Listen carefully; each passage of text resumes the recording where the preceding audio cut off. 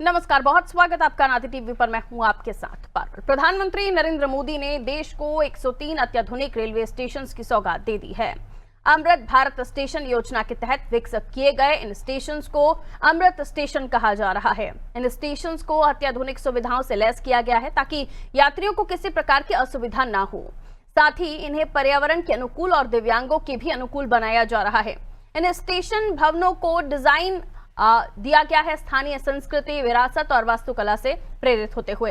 विरासत के संरक्षण, तीव्र विकास के प्रतीक और गति और गौरव की नई परिभाषा गढ़ते इन अमृत स्टेशन से देश को नई पहचान मिलेगी और यात्रियों के लिए रेलवे स्टेशन जाना एक सुखद अनुभव सिद्ध होगा। एमपी, यूपी, छत्तीसगढ़ को भी अमृत स्टेशन की सौगात मिली है। जानते हैं इन स्टेशन का स्वरूप अब कैसा होगा। पहले एक रिपोर्ट देख लीजिए।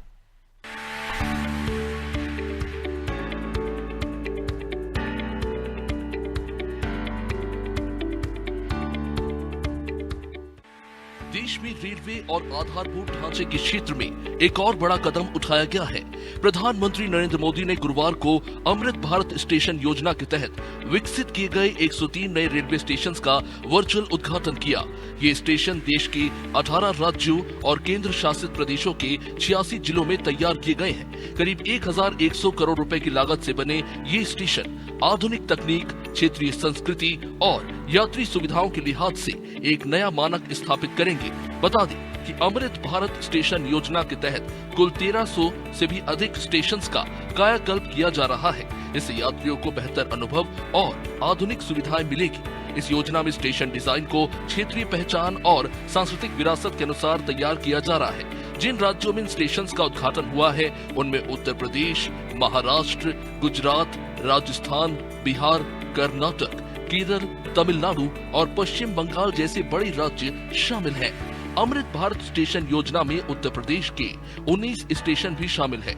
इन स्टेशनों का पुनर्विकास और आधुनिकीकरण किया गया है, जिसका उद्देश्य स्टेशनों में आधुनिक यात्री सुविधाएं जैसे कि रूफ प्लाजा, सुंदर भूदृश्य, इंटर मॉडल कनेक्टिविटी, बच्चों की खेल क्षेत्र, कियोस्क, फूड कोर्ट उपलब्ध कराना है। सीएम योगी ने पीएम मोदी और केंद्रीय रेलवे मंत्री अश्विनी वैष्णव का आभार जताया। सीएम योगी ने एक्स पर लिखा कि प्रधानमंत्री मोदी के द्वारा अमृत भारत स्टेशन स्कीम के अंतर्गत जनता को समर्पित किए जा रहे 103 पुनर्विकसित अमृत स्टेशन अत्याधुनिक उत्कृष्ट यात्री सुविधाओं, विश्व स्तरीय आधारभूत ढांचे, तीव्र कनेक्टिविटी और स्थानीय कला संस्कृति के उन्नयन की दिशा में नए स्वर्णिम अध्याय जोड़ेंगे। वे मध्य प्रदेश के कटनी साउथ, श्रीधाम, नर्मदापुरम, शाजापुर, सिवनी और Orchha railway station Amrit Bharat station योजना के तहत विकसित किए गए हैं। नर्मदापुरम में मुख्यमंत्री डॉक्टर मोहन यादव ने इस कार्यक्रम में शिरकत कर अमृत भारत स्टेशन योजना के लिए पीएम मोदी का आभार जताया।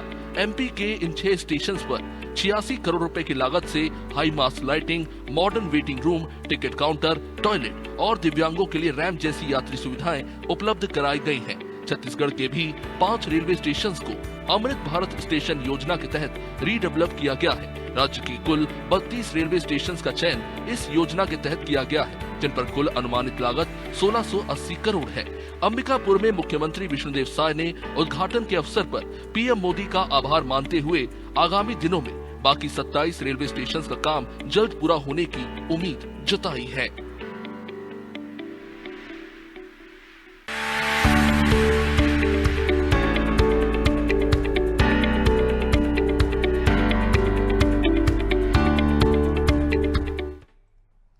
तो देखिए, अमृत भारत स्टेशन की शुरुआत हो गई है। प्रधानमंत्री नरेंद्र मोदी ने इसे जनता के सुपुर्द कर दिया है और इन्हीं में मध्य प्रदेश की बात करूं तो 6 जगहें जहां पर अमृत स्टेशन स्थापित हुए और वहीं यूपी के 19 तो छत्तीसगढ़ के 5 कुल 103। और इसी के साथ आपको बता दें, सारी सुविधाओं से लेस अत्याधुनिक तकनीक से विकसित ये स्टेशन होंगे। यात्रियों को सर्व सुविधा युक्त ये स्टेशन मिलेंगे और इसी के साथ और भी कई अच्छी सुविधाएं हैं, जिनमें टिकट काउंटर, टॉयलेट, दिव्यांगों के लिए रैंप जैसी कई यात्रियों को सुविधाएं यहां पर उपलब्ध होने जा रही हैं। और अमृत भारत स्टेशन योजना के तहत रीडेवलप इन्हें किया जा रहा है, अलग अलग स्टेशन को। और इसी के साथ आपको बता दें, अलग अलग जगहों पर अलग अलग राशि भी इसको लेकर जो है वो सुनिश्चित की गई है। इसे और भी हम जानेंगे क्योंकि अलग अलग जगहों पर जो स्टेशन निर्मित किए जा रहे हैं। देखिए, अगर मैं उत्तर प्रदेश, महाराष्ट्र, गुजरात, राजस्थान, बिहार, ये वो स्टेट्स हैं जिनका मैं नाम ले रही हूं जहां पर अमृत भारत स्टेशन जो है, अमृत भारत स्टेशन जो है, उनकी सौगात दी जा रही है। तो प्रधानमंत्री नरेंद्र मोदी ने जब आज बात की तो उन्होंने उत्तर प्रदेश, महाराष्ट्र, गुजरात, राजस्थान, बिहार, कर्नाटक, केरल, तमिलनाडु, पश्चिम बंगाल जैसे बड़े राज्यों का जिक्र किया और उत्तर प्रदेश के 19 स्टेशन भी इसमें शामिल हैं, जिनमें इन स्टेशन का पुनर्विकास, आधुनिकीकरण किया जाएगा, जिसका उद्देश्य स्टेशन में आधुनिक सुविधाएं हों, सर्व सुविधा युक्त ये स्टेशन हों और ये अपने आप में एक बड़ा संदेश देंगे। जब हम विकास की ओर आगे बढ़ रहे हैं तो हर जगह पर विकास के पैमाने पर हमारे जो अलग अलग पब्लिक स्पॉट्स हैं जिनमें रेलवे स्टेशन भी शामिल होते हैं, ये भी विकसित होने चाहिए। तो 86 जिलों में, ये जो 18 राज्यों की 86 जिलों में ये तैयार होंगे। 1100 करीब जो करोड़ की राशि है वो इन स्टेशंस को अत्याधुनिक बनाने के लिए लगाई जानी है और इसमें क्षेत्रीय संस्कृति आपको दिखेगी। यात्री सुविधाओं के लिहाज से एक नया मानक यहाँ पर स्थापित होता हुआ आप देखेंगे। तो जब आप स्टेशंस पर पहुंचेंगे तो तस्वीर आपको बदली हुई दिखेगी और इसके लिए 1100 करोड़ रुपए की जो राशि है वो सुनिश्चित की गई है। अलग अलग जगहों से हमारे सहयोगी हमारे साथ जुड़ रहे हैं, उन्हीं जगहों से जुड़ रहे हैं जहां पर इन स्टेशंस को शुरू किया जाना है। लगभग संजय मालवीय नर्मदापुरम से हमारे साथ जुड़ रहे हैं, कुलभूषण रायपुर से हमारे साथ जुड़े हुए हैं, जावेद अख्तर अंबिकापुर से जुड़ रहे हैं, अब्दुल कादिर सिद्धार्थनगर से हमारे साथ जुड़ रहे हैं। सबसे पहले मैं कुलभूषण आपकी तरफ रुख कर रही हूँ। छत्तीसगढ़ के मैं देखूं तो 5 जिले होंगे जिनको हम देखेंगे विकसित होता हुआ, जहां अमृत भारत स्टेशन योजना के तहत ये 5 स्टेशन आने हैं। क्या कुछ विकास होगा? क्योंकि देखिए, जब सर्व सुविधा युक्त स्टेशन की बात आती है तो सबसे पहले वहां पर लोग यात्रियों की सुविधाओं के लिहाज से क्या कुछ तैयारियां होंगी, क्या कुछ बदला जाएगा, क्या बताएंगे कुलभूषण? जी बिल्कुल, अगर मैं बता दूं कि इस वक्त भी हम मौजूद है, इस वक्त जो उद्घाटन समारोह है वो जारी है। नरेंद्र मोदी का यहाँ पर भाषण जो है वो चल रहा है। अभी हम मौजूद है रायपुर राजधानी के उरकुरा रेलवे स्टेशन पर। उरकुरा रेलवे स्टेशन जो है अपने आप में काफी अहम माना जाता है, क्योंकि इंडस्ट्रियल इलाका है। काफी लंबे समय से यहाँ के लोगों को चीज के लिए तकलीफ हो रही थी। काफी जर्जर हालत में रेलवे स्टेशन पिछले दिनों से हुआ करता था। यहाँ पे कई चीजों के लिए उनको रायपुर शहर की ओर जाना पड़ता था, जो काफी यहाँ से दूर पड़ता था। इन्हीं चीजों को देखते हुए अब राजधानी रायपुर में उरकुरा रेलवे स्टेशन का वापस से जीर्णोद्धार जो है पुनर्विकास यहाँ पर किया गया है, जिसके चलते मैं बता दूं यहाँ पर सभी क्षेत्रों के लिए, सभी चीजों के लिए यहाँ पर काम किया गया है। चाहे वो विकलांग हो, विकलांगों के लिए यहाँ पर रैली बनाया गया है। क्योंकि इंडस्ट्रियल एरिया आता है तो इंडस्ट्रियल मॉडल के तौर पर इसे पूरी तरह से तैयार किया है। मैं देखूंगा कि एक इंडस्ट्रियल मॉडल यहाँ पर जिसे तैयार किया गया है, छत्तीसगढ़ी संस्कृति को यहाँ पर दिखाया गया है। आधुनिक सुविधाओं के लिए महिला के लिए, चाहे वो कक्ष हो, चाहे वो वेटिंग एरिया हो या फिर पार्किंग एरिया हो या फिर किसी प्रकार की कोई भी सुविधा जो है, सभी चीजों के लिए यहाँ पर पूरी तरीके से यहाँ पर जो है वो एक एक चीज का बारीकी से ध्यान रखते हुए सभी चीजों का यहाँ पर ध्यान रखा गया है। अगर बता दूं कि टिकट काउंटर से लेकर हर चीज की जो सुविधा है, ट्रेन का आने जाने का जो रूट है, उनकी भी यहाँ पर पूरी तरह से तैयारी यहाँ पर बताई गई है, ताकि लोगों को आसान भाषा में और बड़ी ही चित्रों के माध्यम से और लिखित तौर पर, दोनों ही माध्यम से पूरी तौर पर लोगों को सुविधा मिल सके। 2 व्हीलर पार्किंग हो, 4 व्हीलर पार्किंग हो, तमाम चीजों की व्यवस्था जो है यहाँ पर की गई है। तो यकीनन तौर पर करीब 9 करोड़ रुपए की लागत से इस रेलवे स्टेशन यहाँ पर बनाया गया है, इसको वापस से जीर्णोद्धार यहाँ पर किया गया है और यकीनन तौर पर काफी अच्छी सुविधा जो है यहाँ पर दी गई है। इसी के साथ साथ छत्तीसगढ़ में भी करीब 5 रेलवे स्टेशन और हैं जिनको इसी तरह से बनाया गया है। और यकीनन तौर पर मैं बता दूं कि जिस तरह से कार्य है, आज जिस तरह की हमारे मुख्यमंत्री विष्णुदेव साय ने जो कहा कि आने वाले समय में और भी जो सरकारी रेलवे स्टेशन है उनकी भी जल्द से जल्द जीर्णोद्धार वो किया जाएगा, उनका कार्य भी जल्द से जल्द पूरा हो जाएगा। तो यकीनन तौर पर पूरा रेलवे स्टेशन की अगर बात करें आज तो काफी अच्छी सुविधा जो है यहाँ पर दी जा रही है। जी बिल्कुल, मुख्यमंत्री विष्णुदेव साय ने आभार मानते हुए आगामी जो 27 रेलवे स्टेशन का काम जल्द पूरा होने की उम्मीद भी जताई है। तो ये तैयारियां आप जो देख रहे थे ये रायपुर राजधानी में हुई है, जहां कोशिश की गई है एक झलक दिखाने की। आइए और भी सहयोगी हमारे साथ जुड़ गए हैं, उनकी तरफ हम रुख कर लेते हैं। मैं सिद्धार्थनगर की तरफ रुख कर रही हूँ। सिद्धार्थनगर से हमारे सहयोगी अब्दुल जुड़े हुए हैं। अब्दुल, सिद्धार्थनगर में क्या कुछ तस्वीरें देखी जा रही हैं? क्योंकि देखिए, जब स्टेशन की बात आती है तो आम जनता का जुड़ाव सीधे तौर पर होता है, क्योंकि आम हो खास हो वो इसी रेलवे स्टेशन से होकर, चाहे वो एसी बोगी में फर्स्ट क्लास में बैठेगा, सेकंड में बैठेगा, जनरल में भी जाएगा, लेकिन सुविधाएं जो प्लेटफॉर्म पर होंगी वो सभी के लिए बराबर एक जैसी होती हैं। और इसलिए जरूरी हो जाता है कि जब वो प्लेटफॉर्म पर पहुंचे तो उसको सर्व सुविधा युक्त माहौल मिले, हर चीज की उपलब्धता हो। इसीलिए आज हम देख रहे हैं कि अमृत भारत स्टेशन की योजना को प्रधानमंत्री नरेंद्र मोदी ने हरी झंडी दिखाते हुए, बजट की भी हम बात करें तो 1100 करोड़ रुपए अलग अलग राज्यों के अलग अलग स्टेशन के लिए दिया गया है। क्या बताएंगे वहां पर क्या कुछ इस वक्त माहौल इस स्टेशन के बनने के बाद से देखा जाएगा, या अभी से क्या हलचल है इसको लेकर?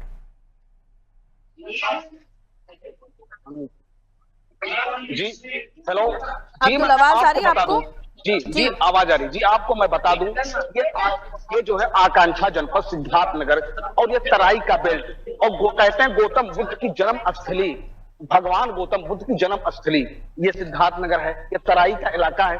और बता दें ये इससे पहले जो है यहाँ व्यवस्थाएं नहीं थी, लेकिन व्यवस्थाएं की बात करें तो विकलांग के लिए व्हील चेयर और लिफ्ट, पानी की व्यवस्थाएं सब कर दी गई हैं। जैसा मैं आपको कहूंगा कैमरा पर्सन से वो दिखाएं, देखिए ये गौतम बुद्ध की जो है स्टेचू भी लगी हुई है, ताकि आज यहाँ सिद्धार्थनगर में उतरे तो पता क्या। और ये गौतम बुद्ध ये जो आशा जो है यहाँ से जब जा रहे थे कि गौतम बुद्ध वो जो यहाँ सिद्धार्थनगर से जब जा रहे थे उन्होंने प्रसाद के तौर पे दिया था, और उनकी याद में भी उसको याद रखा जाए, जुड़ा हुआ है जो है, तो उसको भी जो देखिए उसके उस पर जो गौतम बुद्ध की जो है मूर्ति भी लगी हुई है। और टिकट के लिए टिकट का भी जो है इंतजाम है, पानी पेयजल का भी जो है, शौचालय का भी, तो हर चीज को देखते हुए जो है व्यवस्थाएं की गई हैं। जी बिल्कुल, अमृत भारत स्टेशन योजना जिसको आज प्रधानमंत्री नरेंद्र मोदी ने हरी झंडी दी, जब वो संबोधित कर रहे थे बीकानेर से, और अपनी बात उन्होंने जब रखी तो कई सारी बातों का जिक्र किया, लेकिन रेलवे स्टेशन का जिक्र किया, और उन्होंने इसमें तमाम चीजों को शामिल करते हुए दिव्यांगों के लिए सुविधाओं की बात भी कही है।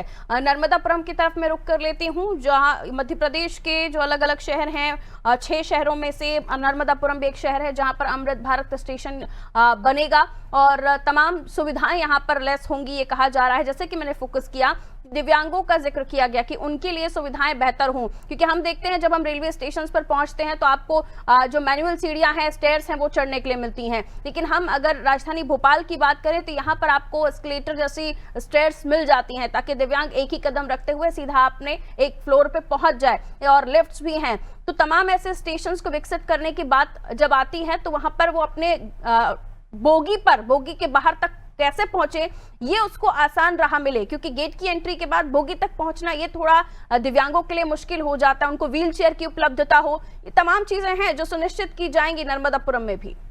संजय जी बिल्कुल, मैं बता दूं कि नर्मदापुरम में ये सारी सुविधाओं से लैस इस समय नर्मदापुरम के अमृत योजना के अंतर्गत जो आज माननीय नरेंद्र मोदी जी ने वर्चुअली उद्घाटन किया है, यहाँ पर सारी सुविधाएं जो है वो दी गई है।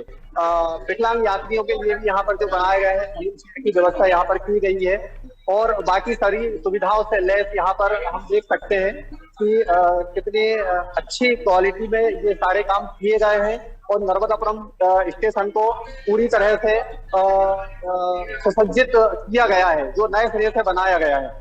और हम देख सकते हैं कि यहाँ पर व्हील चेयर से विकलांगों के लिए भी जो बनाया गया है कि व्हील चेयर से आने जाने के लिए, और शौचालय का भी जो है सही अच्छी तरह से निर्माण किया गया है। और यहाँ पर एक नर्मदापुरम संस्कृति का हम देखेंगे कि जो रेलवे स्टेशन के आसपास जो दीवारें हैं वहां पर नर्मदा संस्कृति का एक संदेश दिया गया है।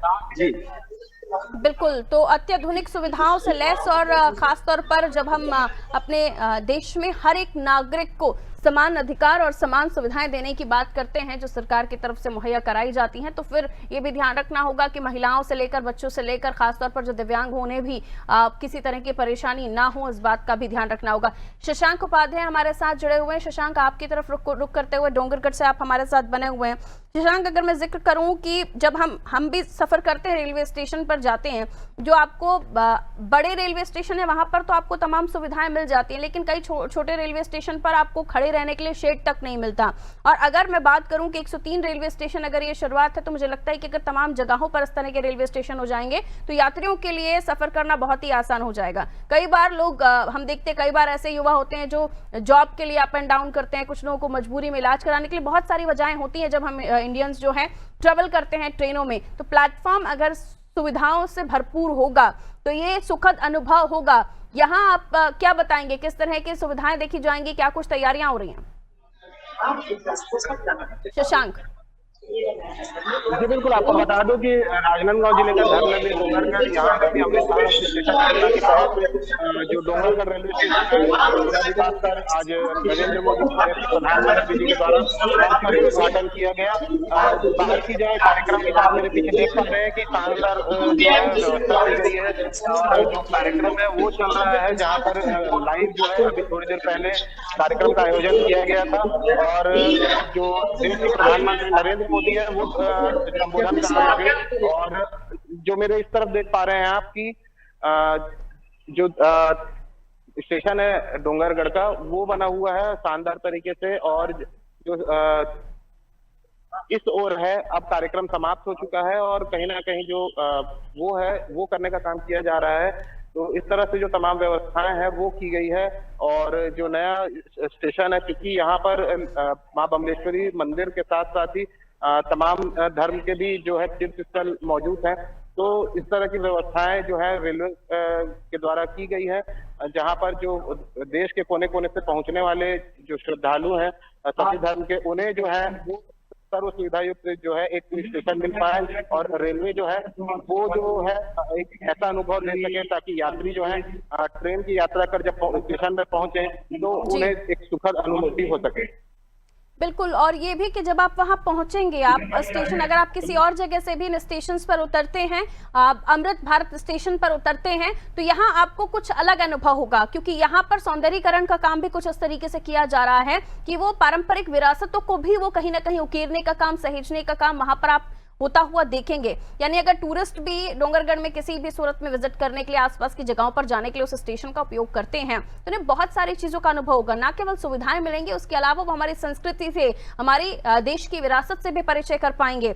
और साथ ही साथ जो मैं जिक्र कर रही थी, कई बार हमने बचपन से लेकर अभी तक जब हम स्टेशन पर गए हैं तो हमने अनाउंसमेंट में अलग अलग, चाहे मेल वॉइस और फीमेल वॉइस हो, लेकिन वो सभी को पता रहता है कि किस तरीके की वॉइस होगी। लेकिन अब जो DRM साहब बता रहे हैं, मनीष जी, वो कह रहे हैं कि अब रोबोट्स अनाउंसमेंट करेंगे। तो ये भी देखिए, तकनीक के साथ साथ AI के साथ साथ जुड़ते हुए हम कितना आगे बढ़ रहे हैं। और अब हमारे रेलवे स्टेशन पर भी जो हमें अनाउंसमेंट सुनाई देगा वो रोबोटिक्स वॉइस में सुनाई देगा। ठीक है, मैं आपकी तरफ वापस लौटूंगी। एक बार फिर से मैं रायपुर का ही रुख कर लेती हूँ, क्योंकि जब राजधानी की बात आए तो यहीं से सारी चीजों को अमली जामा पहनाने की बात होगी। आज उद्घाटन हुआ है, जनता को बहुत समय से इन चीजों का इंतजार था, क्योंकि एक आम नागरिक जब जाहिर सी बात है जो रेलवे का इस्तेमाल कर रहे हैं वो कई बार एयर फ्लाइट्स वगैरह या फिर जाने के लिए महंगे संसाधनों का उपयोग नहीं कर पाते हैं। लेकिन कई बार ऐसा भी होता है कि बड़े से बड़े VVIPs हैं, उन्हें ट्रेन में ही जाना पड़ता है। तो जब अच्छी सुविधाएं मिलेंगी, विदेशी नागरिक भी अगर यहाँ पर विजिट करने के लिए आते हैं, टूरिस्ट आते हैं, तो उन्हें जो ये सुविधाएं मिलेंगी, ये इंटरनेशनल प्लेटफॉर्म पर भी हमारे देश का मानक आगे बढ़ाने का काम करेंगी, क्योंकि यहाँ से जो इमेज वो विदेशी लेकर जाएंगे वो वहां पर भी हमारी तारीफों के पुल बांधेंगे।